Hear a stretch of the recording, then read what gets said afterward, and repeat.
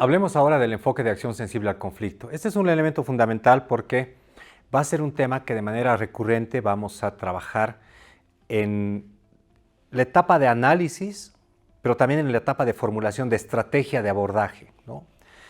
Esto es fundamental tenerlo presente porque trabajar el análisis del conflicto y la formulación de estrategias de abordaje del conflicto tiene que partir de un principio básico. Y es el hecho de que comprender antes de actuar supone asumir que todas nuestras acciones al menos deben evitar empeorar la situación que estamos enfrentando y a lo más cambiarla de forma sustantiva y en un sentido positivo. Hasta hace algún tiempo había un convencimiento en sentido de que hay políticas públicas, hay programas y proyectos que no se desarrollan en un contexto de conflicto. Es más, que pueden evitar los contextos de conflicto, ¿no? Y a veces de manera muy laxa, algunas y algunos de nosotros decíamos en el pasado, este tema de conflicto, pero para lo que nosotros hacemos de tan alto nivel de especialización técnica, de manera tan concreta, no tiene nada que ver con conflicto. Entonces nosotros no tenemos que trabajar bajo estos parámetros y enfoques, ¿no? Esto que se traducía en el enfoque del trabajo alrededor del conflicto, era como decir, ahí está el conflicto, yo trabajo alrededor, ¿no? No me toca el conflicto, ni yo interactúo con el conflicto. Es algo que la evidencia empírica ha demostrado que no existe. Es imposible que cualquier acción, el solo hecho de que existamos, el solo hecho de que tengamos presencia, no interactúe en una forma hasta silente con los contextos de conflicto y conflictividad. Por eso, esto de trabajar alrededor del conflicto es un elemento que ya no existe.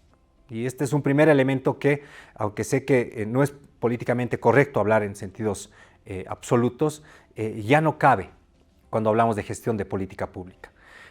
En la gestión de la política pública, los programas y los proyectos que ejecutamos se desarrollan en contextos de conflicto, es decir, dentro del contexto del conflicto o en cercanía con el conflicto, interactúan con el conflicto. Incluso lo que decidimos no hacer es una decisión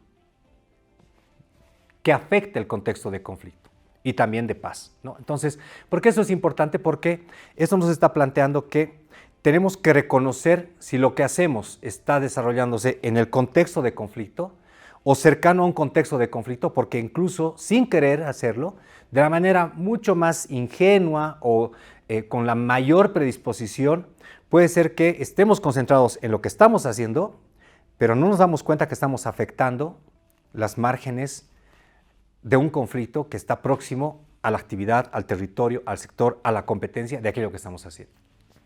Por eso es importante diferenciar dos conceptos. Trabajar de forma sensible al conflicto y trabajar en procesos de construcción de paz. Lo planteo porque es recurrente en muchas de estas discusiones cuando trabajamos con instituciones que se nos diga, no, a ver un ratito, nosotros no somos los que salen a pacificar. Nosotros no somos los que intervienen en el conflicto. Esta es la labor de la Defensoría, de otros ministerios, de otras instituciones, ¿no? Y lo que no está viendo es una comprensión cabal de la diferencia. Efectivamente, trabajar en la construcción de paz tiene que ver con intervenir en el conflicto, en sus causas, en poder lograr que una situación de violencia desescale, que los procesos de diálogo, negociación puedan atender las condiciones de paz. Y ahí vienen conceptos como la paz duradera, etcétera, etcétera.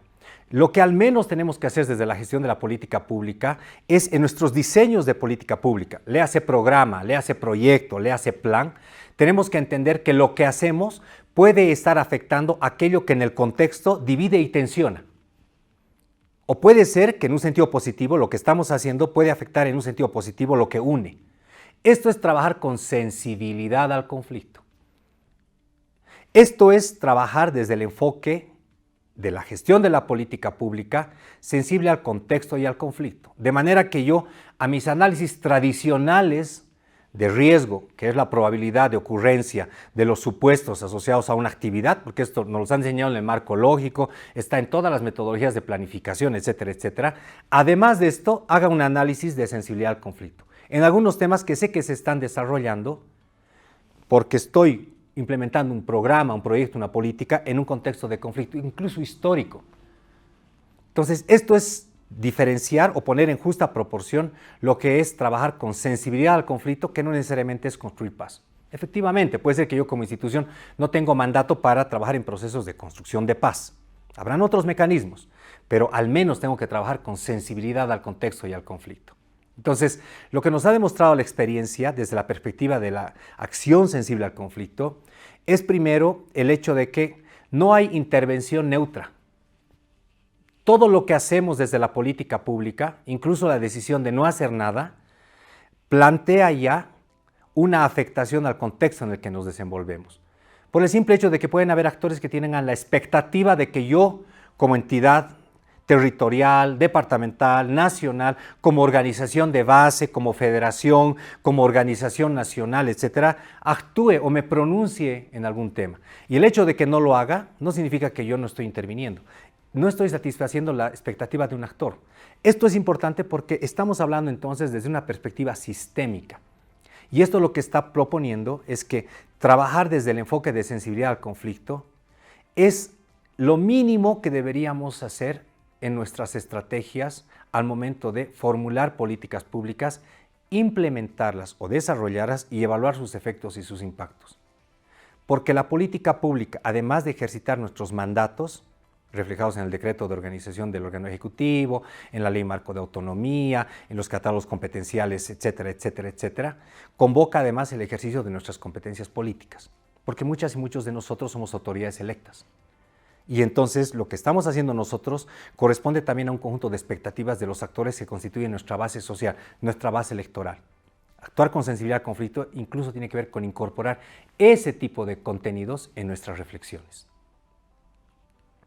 Por lo tanto, lo que es importante tener presente es que las políticas públicas y sus acciones se relacionen entre sí. Por eso hoy en día ya no es suficiente plantearnos las políticas públicas desde una perspectiva monosectorial. Agarremos el tema de salud, por ejemplo. Los determinantes sociales de la salud nos están mostrando el día de hoy que un perfil epidemiológico, por ejemplo, está determinado no solamente por el tema de la disposición de los 3 niveles de referencia, sino que tiene que ver con temas de cambio climático, con contaminación de fuentes, con seguridad alimentaria. Si yo no tengo esa mirada intersectorial, transsectorial, multidimensional, voy a pensar que mi programa y mi proyecto en el sector salud, donde tal vez en este momento no hay conflicto, no va a ser trastocado ni va a influir en ningún contexto de salud. Las variables que les acabo de mencionar naturalmente me obligan a estar viendo de manera permanente cómo se están moviendo los demás sectores porque pueden influir en la condición de conflictividad que tengo. Entonces, aquí hay un elemento fundamental. Primero, lo que hacemos, el cómo lo hacemos, desde la forma en la que diseñamos la política pública, manda mensajes éticos implícitos. A quien convoco a la reunión, al proceso de planificación participativa, ya me está generando un mensaje ético implícito en sentido de ¿por qué convoqué a ese grupo de actores para construir conmigo la política pública y no a los otros? Y a veces nos escudamos en reflexiones muy simples, como por ejemplo, a ver, veamos dónde tenemos más universo de votantes, dónde tenemos más apoyo, primero con ellos. No nos estamos dando cuenta que estamos sacrificando a corto plazo el hecho de que eso está lanzando un mensaje ético implícito. Los estamos excluyendo más.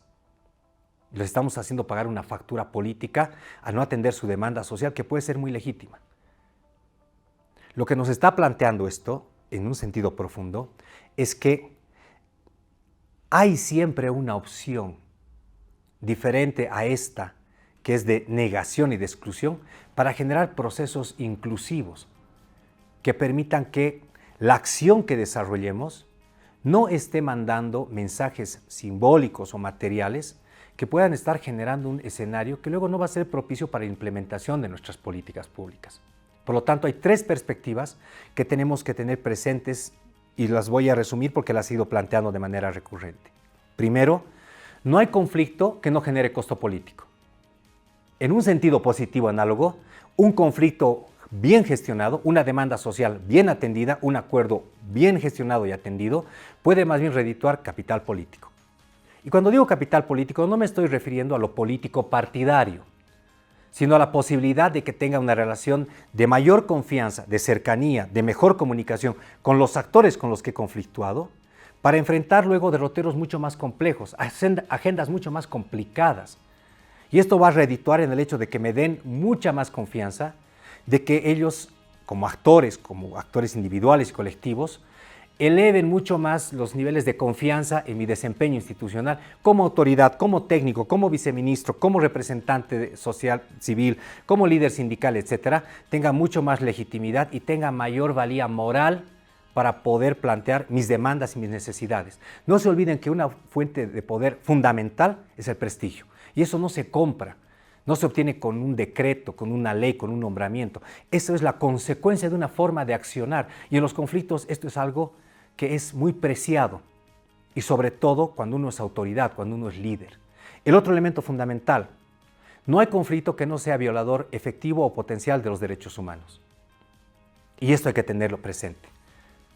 Porque todos los conflictos pueden permitir el ejercicio efectivo de los derechos o pueden ser implícitamente negadores de derechos o ser limitantes del ejercicio efectivo de los derechos. Y este es un elemento fundamental, porque a nadie le gusta que sus derechos no sean respetados. Porque además vivimos bajo el principio de que el Estado es el principal garante del ejercicio de los derechos. Y en un conflicto hay límites. Por eso hablamos de que en la relación conflictual hablamos de adversarios, no de amigos y enemigos. Esto es fundamental tenerlo presente. Al enemigo se lo elimina o se lo neutraliza, al adversario se lo vence. Y el tercer elemento que hay que tener presente es que siempre hay una opción no violenta para atender los conflictos.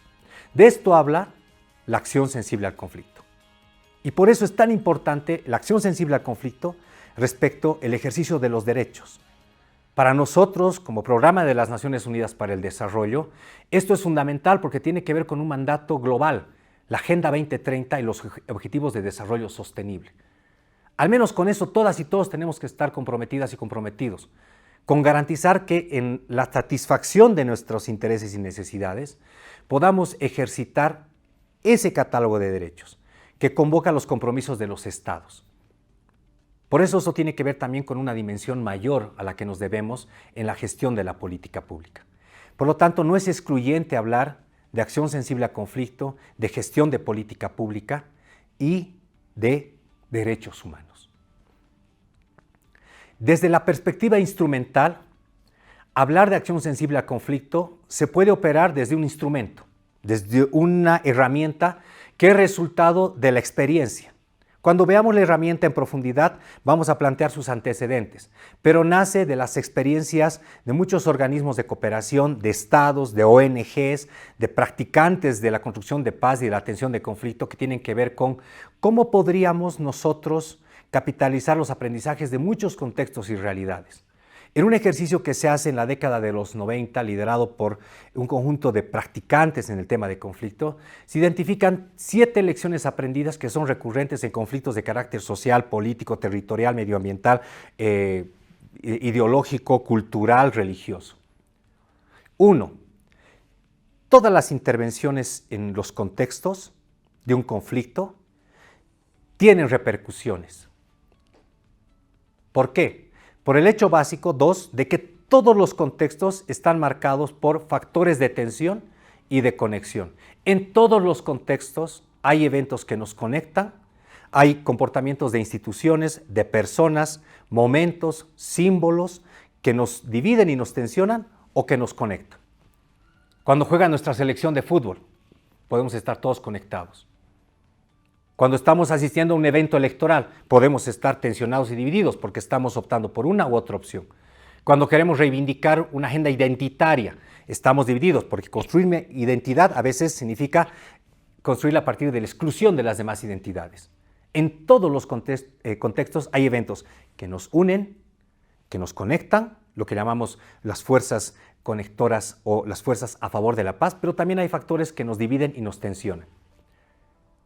Por lo tanto, otra lección aprendida es que todo lo que hacemos, incluso lo que decidimos no hacer, interactúa con esos factores de tensión y de conexión. El arte de nuestro análisis y nuestra reflexión desde la gestión de la política pública, por eso es tan difícil ser analista a veces, tan desafiante, pero tan interesante a la vez, es poder identificar si lo que hacemos, lo que hemos planificado hacer o lo que estamos haciendo, vean, les estoy describiendo todo el ciclo de la política pública, interactúa y en qué sentido, positivo o negativo, con lo que nos tensiona en ese contexto o con lo que nos une. A partir de esa comprensión, podemos nosotros modificar nuestra estrategia, léase plan, programa, proyecto, y poder actuar bajo el convencimiento de que lo que estamos haciendo al menos no está empeorando el contexto, al menos no va a generar que el conflicto se traduzca en violencia, que más bien potenciemos lo que nos divide y lo que nos tensiona, que debilitemos la gobernabilidad, la democracia, que reduzcamos la confianza en nuestras instituciones porque estamos actuando en un sentido que profundiza lo que está tensionando a la sociedad y en un sentido positivo más bien, que a partir de la comprensión de que en todo contexto hay factores que dividen y tensionan y factores que unen, y mi actuación, si potencia lo que une, lo que conecta, más bien va a haber un reconocimiento de que lo que yo hago va en beneficio de que esta sociedad sea más cohesionada, de que los desempeños de mis actuaciones institucionales de política pública están yendo en favor de fortalecer la cohesión social, el capital social, la inclusión, el sentido de pertenencia, la gobernanza y, en definitiva, el desempeño democrático de las instituciones. Porque, y con esto cierro, algo que es recurrente en todos los contextos y escenarios de conflicto y conflictividad es que siempre hay una opción no violenta para atender las expectativas y las demandas de los actores. El arte del análisis del conflicto, del comprender de qué trata el conflicto y de traducir esta comprensión en una estrategia de abordaje está en identificar cuáles son esas alternativas no violentas. De eso trata, desde una perspectiva instrumental operativa, trabajar con sensibilidad al conflicto.